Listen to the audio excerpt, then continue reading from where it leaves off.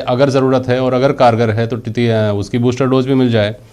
तो जो देश ये दावा करता है कि हमने 6 महीने के अंदर अंदर वैक्सीन बना ली थी कोरोना के खतरे के से रूबरू होते ही, 6 महीने 7 महीने 8 महीने समझ लीजिए, वो अभी तक ये क्यों नहीं तय कर पा रहा है कि बूस्टर डोज की ज़रूरत है कि नहीं है? भटनागर साहब।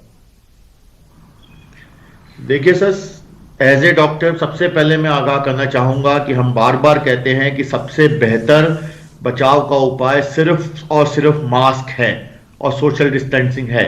अगर आप ये बार बार समझाने के बाद भी अगर ये देश नहीं समझ पा रहा है तो गलती हम लोगों की है।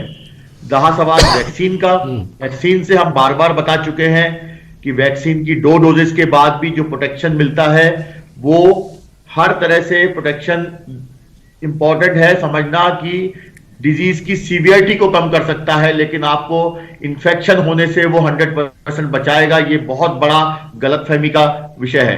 तो यही बात बूस्टर पे भी लागू होती है। लोग अगर ये समझ बैठे हैं कि मैं बूस्टर लगवा लूंगा और बिना मास्क के सड़कों पे घूमूंगा मुझे कोरोना नहीं होगा, तो फिर वही गलती कर रहे हैं जो सेकंड वेव से पहले गलती करी थी। सेकंड वेव में जाने भी गई, लोगों के डिजीज बहुत खतरनाक रूप लिया, उन लोगों को भी ये पाई गई जिनमें वैक्सीन लग चुके थे, दोनों डोज लग चुके थे। तो याद रखिए हमारा लक्ष्य जरूर है कि हम बूस्टर डोज, ऑब्वियसली ये हम प्रेफरेंस के हिसाब से साइंटिफिकली हम देने का प्रयास कर रहे हैं। मेडिकल हेल्थ केयर वर्कर्स इस पे काम कर रहे हैं।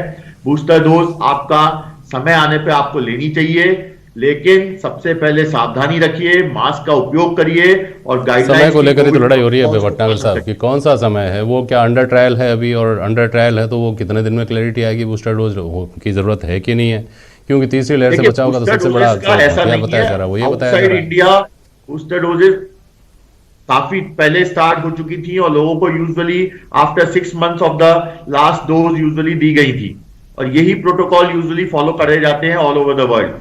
रिगार्डिंग द अवेलेबिलिटी, वो डिपेंडिंग ऑन द सिचुएशन, अभी हमने जो 60+ का और हाई रिस्क लोगों को प्लस हेल्थ केयर वर्कर्स को जो डिसाइड किया है वो एक प्रोटोकॉल को हमें फॉलो करना पड़ेगा, क्योंकि इतनी लार्ज पॉपुलेशन को हम सडनली सबको नहीं प्रोवाइड कर सकते, तो हमें प्रायोरिटी बेसिस पे रखना पड़ेगा। जरूरी है कि समझिए कि बूस्टर डोज लेनी चाहिए, इफेक्टिव है डेफिनेटली, लेकिन 100% आपको कोरोना से बचाएगी ये नहीं है पॉसिबल है, आपको इन्फेक्शन की सीवियरिटी से बचाएगी, ये जरूरी है। ठीक है, मैं वापस आऊंगा भटनागर साहब, आप रहिएगा हमारे साथ। स्वर्णिम जी, भारतीय जनता पार्टी इस बात का अभी जैसे आशीष जी ने कहा लगातार इस बात को लेकर हमला हो रहा है कि दूसरी लहर थी उसमें परिस्थितियां खराब थी, तब भी ऐसे ही दावे थे, अब भी दावे हैं और परिस्थितियों का कोई अता पता नहीं है। स्वर्णिम जी, देखिए जेपी जी, सबसे बड़ी बात यह है कि दूसरी लहर जो आई वो आई और उसमें जो भयावह हालात हुए वो केवल इसलिए हुए कि लोगों को, बहुत संक्षेप में बोलिएगा। बिल्कुल संक्षेप में मैं बता रहा हूं कि उनमें वैक्सीन नहीं लगी थी। आज भी जो वैक्सीन लगी है 6-6, 9-9 महीने हो गए, अब वैक्सीन की बूस्टर डोज लगनी चाहिए। वैक्सीन की बूस्टर डोज से इन्फेक्शन हो सकता है लेकिन जान नहीं जाएगी। जान बचाने के लिए यह निर्णय तुरंत प्रधानमंत्री जी को करना चाहिए। जितनी देर करेंगे उतना ही नुकसान देश के लोगों का होगा।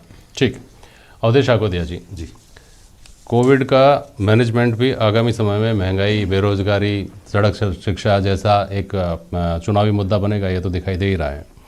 साथ साथ एक बात आपने महसूस की क्या कि बहुत सारी एजेंसियां WHO के मुख्यालय से लेकर ICMR से लेकर एम्स से लेकर तमाम तरह के जो एजेंसीज हैं उनकी राय में जो फ़र्क आता है और जो दावे होते हैं और उसके उलट जो स्थितियाँ दिखती हैं, जैसे ओमिक्रॉन को लेकर इस तरह डराया गया था कि ओमिक्रॉन आ जाएगा, पता नहीं क्या होगा, एक साथ जनसंख्या का सफाया कर देगा पूरी का। अब लोगों के मन से डर निकल जाता है, फिर लोगों को ऐसा लगता है कि अरे ये तो सब पता नहीं किस वजह से ऐसा कह दिया जाता है, किस वजह से ऐसी अफवाह फैला दी जाती है। तो जो ऑथेंटिसिटी आनी चाहिए, जो सूचनाओं का भी यूँ समझिए कि एक रूट तय होना चाहिए कि इसी जगह से आएगी और जो आएगी वो ऑथेंटिक आएगी, उसकी जिम्मेदारी ली जाएगी, तो शायद लोग उस बात को अधिकृत तौर पर माने और शायद लोगों पर उन बातों का असर भी हो। अवधेश जी, बिल्कुल जेपी जी, आपने देखा होगा कि जब कोरोना आया था, फर्स्ट वेव आई थी कोरोना की, तो कोरोना कम था, लोगों के मन में डर बहुत ज़्यादा था। लेकिन जब सेकंड वेव आई तो कोरोना इतना भयावह रूप ले लिया लेकिन लोगों के मन से डर निकल गया। तो इसका एक बड़ा कारण ये है कि जितनी भी एजेंसीज हैं जो रिसर्च कर रही हैं, जो अपना आउटपुट देती हैं, जो कुछ निष्कर्ष निकालती हैं, उनमें इतना फर्क है, तो हर कोई अपने अपने हिसाब से अपनी राय प्रकट करता है। ऐसा लगता है कई बार तो कि किसी के पास कोई बेस नहीं है किसी रिसर्च का, सब अपने अपने तुक्के लगा रहे हैं, जिसका निशाने पर लग जाता है उसका तीर वो बन जाता है। तो इस तरह की जब सिचुएशन होती है तो लोगों के बीच में भ्रम फैलता है और कोई बात जब कोई भविष्यवाणी या कोई चेतावनी झूठी हो जाती है तो लोगों के मन से डर खत्म होने लगता है, यार ये तो इन्होंने ऐसा बोला था, ये तो कुछ निकला ही नहीं। तो इस तरह की जब चीज़ें होती हैं तो सरकारों को खास तौर पर ध्यान रखना चाहिए कि ऐसी किसी एजेंसीज या तो उनको आप सेंट्रलाइज कर दो, पूरी दुनिया उनको सेंट्रलाइज कर दे कि एक ही पाइपलाइन से वो चीज़ें आएँ, ऑथेंटिक चीज़ें आएँ, जिससे लोगों के बीच में भ्रम नहीं फैले, डर भी नहीं फैले, जो भी सूचना हो वो सच हो और उसके आधार पर जो सरकारें हैं वो तैयारी करें, लोग भी सतर्क रहें। यूनिफॉर्मिटी ऑफ इंफॉर्मेशन कहीं ना कहीं ज़रूरी है। आपके पास एक बार फिर से आ रहा हूँ भटनागर जी, आपको मेरी आवाज़ सुनाई दे रही होगी। एक और बात है जो शुरू में लग रहा था कि मजाक है, अफवाह है, जुमला है, लेकिन अब बता रहे हैं कि रिसर्च भी है। वो ये है कि ओमिक्रॉन जो आ रहा है वो दरअसल उसका जो उसका फैलाव है, जो उसका प्रसार है वो बहुत तेज़ी से होता है, लेकिन वो उतना घातक नहीं है। और चूंकि ज़्यादातर लोगों को वैक्सीन लग चुकी है, इसलिए अब अगर इसका प्रसार होता है, तेज़ी से प्रसार होता है, तो ये हर्ड इम्यूनिटी लाने का एक जरिया भी बन सकता है। क्या ये बात सही है? सही हो सकती है भटनागर साहब ये बात सही हो सकती है, क्योंकि ये हम रिसर्च में रिसेंटली जो केसेस आए हैं उससे ये तो पता है कि चला है कि ये माइल्ड वेरिएंट है, इतना घातक नहीं है। तो लो लेवल पे भी अगर इन्फेक्शन होता है तो कुछ तो एंटीबॉडीज डेवलप होती हैं। Obviously those antibodies will be against the new variant. जो पुरानी एंटीबॉडीज थी या पुराने वैक्सीन थे वो इस न्यू वेरिएंट पे जरूरी नहीं है उतने कारगर हो, बट नेचुरल इम्यूनिटी अगर डेवलप होगी तो थोड़ा सा प्रोटेक्शन, एक्स्ट्रा प्रोटेक्शन मिलेगा। लेकिन ये जरूरी है कि समझना कि ये माइल्ड वेरिएंट है, इसका मतलब ये नहीं है कि जो हाई रिस्क पीपल है, लाइक हार्ट पेशेंट्स हैं, डायबिटिक्स हैं, 60+ हैं, जिनको लंग्स के पुरानी बीमारी है, उनके लिए ये घातक भी सिद्ध हो सकता है। ओमाइक्रॉन से भी हमने कुछ रिसेंटली देखा है कि लोगों की जान का भी खतरा बना है। तो ओवरऑल माइल्ड वेरिएंट है, जरूरी है समझना कि शायद ये इम्यूनिटी को एक्स्ट्रा हार्ड इम्यूनिटी बनाने में मदद कर सकता है अगर ये लो लेवल पे स्प्रेड होता जाएगा और हम लोग वैक्सीनेशन को प्रॉपरली अपनाएंगे, तो हमें इतना ज्यादा खतरनाक साबित नहीं होगा ये। लेकिन हाई रिस्क लोगों को बचना चाहिए और ओवरऑल हम ये नहीं सोचें कि हम इसको इन्वाइट करने लग जाएं कि हाँ हो जाएगा तो क्या हो जाएगा, वो गलती नहीं करें। स्प्रेड को रोकना जरूरी है, मास्क बहुत जरूरी है, कोविड प्रोटोकॉल्स को फॉलो करना बहुत जरूरी है, ये समझना बहुत जरूरी है।